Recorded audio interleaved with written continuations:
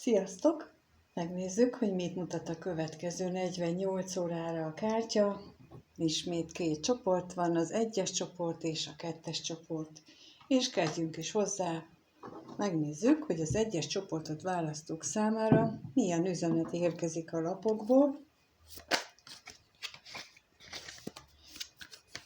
Milyen üzenet érkezik?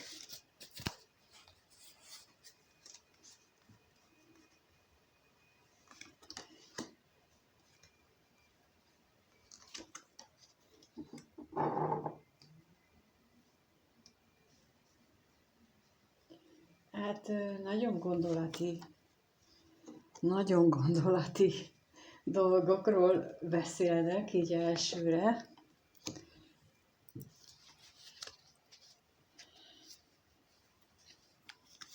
És még egyet. Mindegyik kard.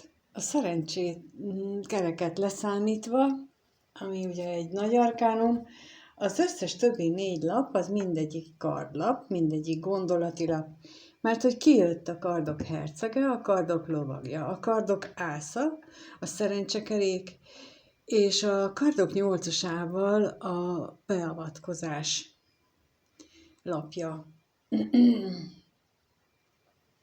És ez alapján én azt érzékelem, hogy pontosan ezért következik be ez a beavatkozás, mert itt túl sok az agyalás, túl sok a gondolat. A kardok hercege, aki egy ilyen kis újszerűséget, egy bevillanást jelent. A kardok lovagja az hát időnként már a túlzott önérvényesítést is jelenti, így a saját gondolatai tekintetében. A kardok ászával hiába ismeri fel mondjuk az, aki ezt a túlzott agyalást, önérvényesítést elköveti, mégsem tűnik úgy, hogy csinálna valamit, és akkor lép közbe a szerencse kerekével a sors, és mondja azt, hogy ez így nem jó. Tehát akik most ezt a csoportot választották, az ő esetükben lehetséges, hogy valamit túl agyaltok. És kaptok is menet közben olyan belső figyelmeztetést, olyan megérzést, hogy ez nem biztos, hogy jól gondoljátok. De nem is biztos, hogy csak belsőt. Lehet, hogy valaki ezt így meg is mondja a szemetekbe, hogy ez nem jó. De ti mégis úgy döntötök, hogy ezt figyelmen kívül hagyjátok. Mégis úgy döntötök, hogy ti ezt jobban tudjátok. És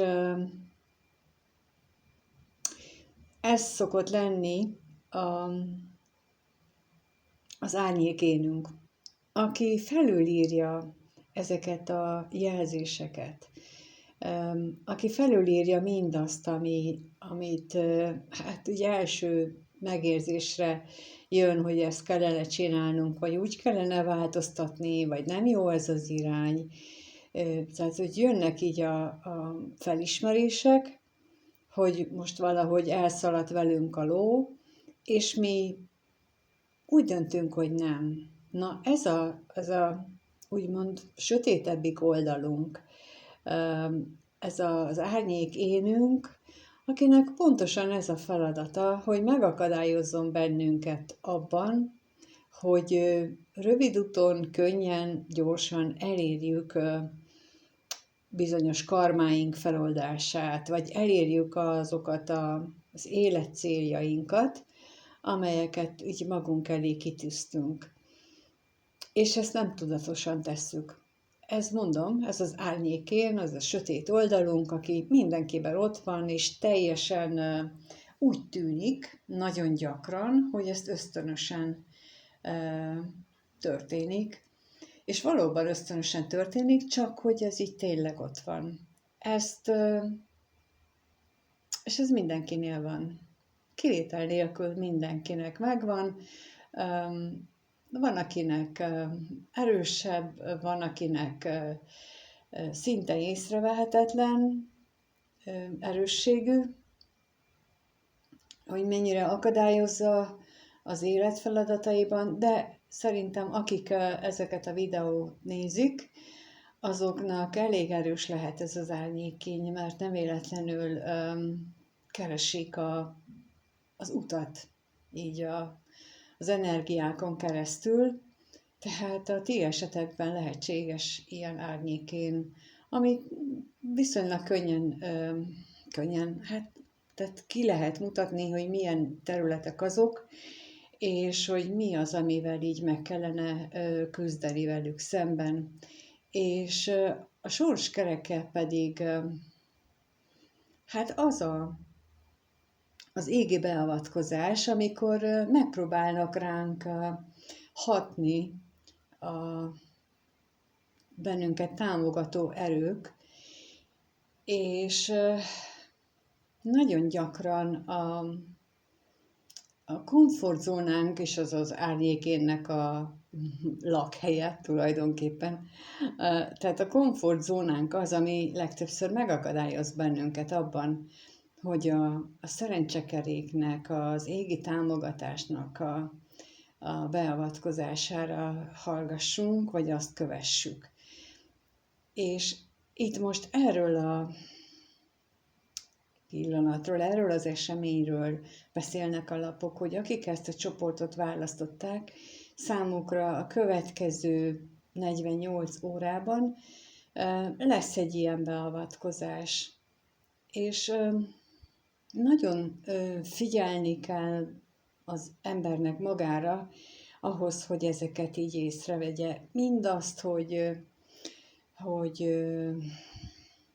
valamit túltol, azt is, de azt is, hogy történik valami sugallat, ahogy léci változtassál már másik irányba, ezt sem vesszük észre.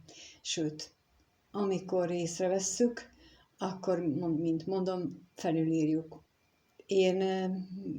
Nekem fordult elő az életemben olyan, amikor már menet közben tudtam, hogy nem biztos, hogy ez egy jó irány, amerre tovább haladok. De én akkor úgy döntöttem, és ilyen tipikus kardos, tehát agyi megfontolásból, hogy majd én megmutatom, hogy én a sorssal szemben is, és megmutattam, és a sors is megmutatta, hogy ő az erősebb. Szóval én csak itt ez alapján azt tudom tanácsolni, hogy gondoljátok végig, hogy mi az az életterület, amelyen így viszonyultok, vagy így vagytok, és engedjétek meg az életnek, a Jóistennek, az univerzumnak, ki miben hisz, az angyaloknak, hogy segítsenek nektek, és figyeljétek az ő iránymutatásokat, mert ők mindig a nagyobb jó felé vezetnek bennünket, akkor is, hogyha ezt mi pillanatnyilag nem így éljük meg. Hát köszönöm szépen, hogyha itt voltatok, és köszönöm, ha lájkoltok, feliratkoztok,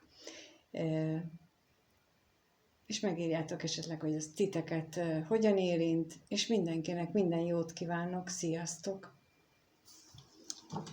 Na, és akkor nézzük, hogy a 2-es csoportot választók számára milyen üzenet érkezik. Milyen üzenet az, ami a 2-es csoport számára érkezik? A következő 48 órára nekik mit kell tudni, mi az, amire figyeljenek, mi fog történni, mi fog történni.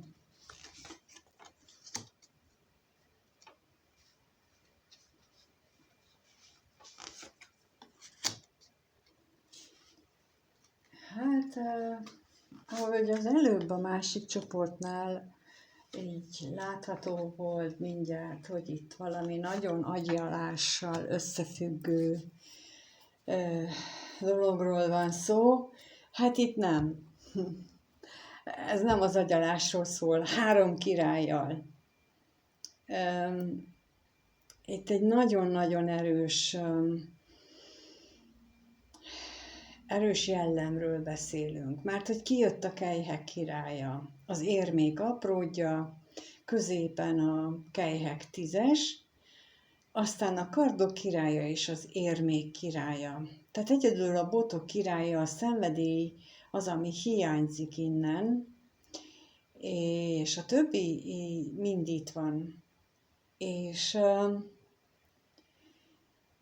ez alapján én azt gondolnám, hogy a kelyhek 10-essel a középpontban, hogy ez lehetséges, hogy valamilyen családi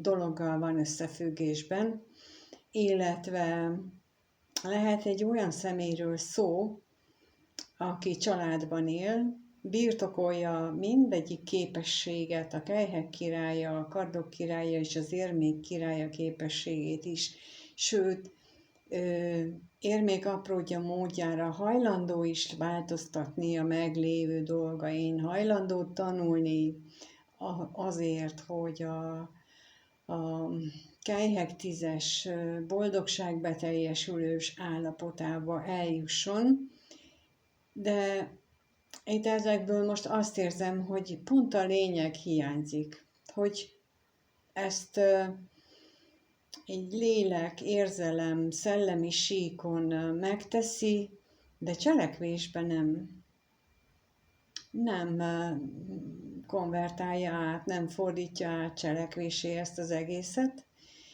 ugyanis nincs itt a botok királya. A botok királya, ő a cselekvő, a tetterős király, aki végül is a tüzét, a lendületet, a szenvedélyt adja a mindennapi életbe bele, és az ő energiájától indul be tulajdonképpen a teremtés. A tűzjegy a különböző elemek között a tűzjegy az indítójegy. Ő mindennek az alfája. Tehát ahhoz, hogy beinduljanak a dolgok, ahhoz az kell, hogy a tűz az beinduljon. Kell hozzá levegő, aki táplálja a tüzet, de tűz nélkül a levegő nem tud meleget adni. És itt pont ez hiányzik. Tehát, hogy itt azt érzékelem, akik ezt a csoportot választották, hogy ti bele szeretnétek kezdeni valami dologba, nagyon jól álltok, nagyon sok mindent összeszedtetek,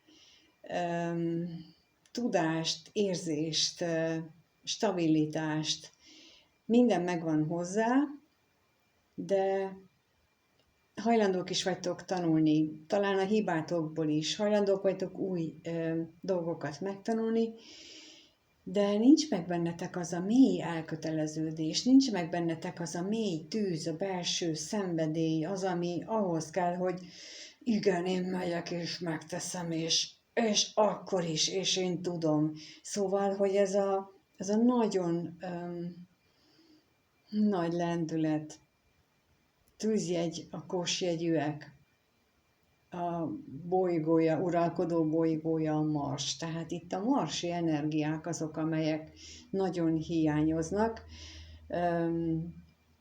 ebből. A bolondlapja és a kósjegyéhez kapcsolódik, mint aki így nekiindul. A botok királya is az a lendületes király, aki nekiindul és bátran, és még a nyilas jegyhez is kapcsolódhat. Tehát, hogy az hiányzik. Tehát akik ezt a csoportot választották, számotokra az az üzenet, hogy a következő 2 napban jó lenne fókuszálni a belső tüzetek fölélesztésére, és ezt megcsinálom dolgokat, mert ésszel kigondoltam, és mert érzem is ennek a szükségességét, és már meg is teremtettem hozzá az anyagiakat, de nincs meg benne hozzá a szenvedély, és ezt kérik tőletek, hogy erre lehetőség érkezik, valószínűleg támogató energiák formájában, amit ugye nem érzünk, csak abban érezzük, hogy úgy aktívak lennénk. Na, azt kérik, hogy erre használjátok fel. Nem tudom, hányan érzékeltétek a múlt héten, pontosan így hétfőn, egy héttel ezelőtt hétfőn, egy nappal a Plutó jegyváltása előtt, én, akikkel beszéltem, nagyon sok mindenki érzékelte azt a vibrálást, hogy olyan nem is ideges volt, hanem olyan menni kellett volna, tenni kellett volna, tehát egy olyan valamilyen pillanat előtti állapot, amikor úgy tele volt lendülettel. És ahogy megtörtént a jegyváltás kedden este, szerdán reggel nagyon sokan úgy keltek fel, hogy hú, de jó, tehát ilyen nagyon megkönnyebbült állapotban. Na most hasonló a Marsnak is az ereje, energiája, az is egy ilyen nagyon felpörgős, és nagyon ilyen energiákat tud kelteni. Tehát aki így érzékeny, így érzékeli ezt időnként, például a Holdnak is, ahogy körbejár az állatövi jegyeken minden hónapban, azok is érzékelhetik, hogy amikor a kosban jár a Hold, akkor sokkal könnyebb és tevékenyebb valaki, és könnyebben, gyorsabban tud haladni a dolgaival, gyorsan meg tudja csinálni, amit máskor úgy kelletlenül csinált volna. Tehát valami ilyen típusú energia az, ami innen hiányzik, és talán ez következik most be ebben a következő 2 napban, és ezt javasolt kihasználni. Hát köszönöm szépen, hogy itt voltál, és megnézted. Köszönöm, ha lájkolsz és feliratkozol, vagy megírod azt, hogy mit gondolsz, vagy téged az hogyan érint, és mindenkinek minden jót kívánok. Sziasztok!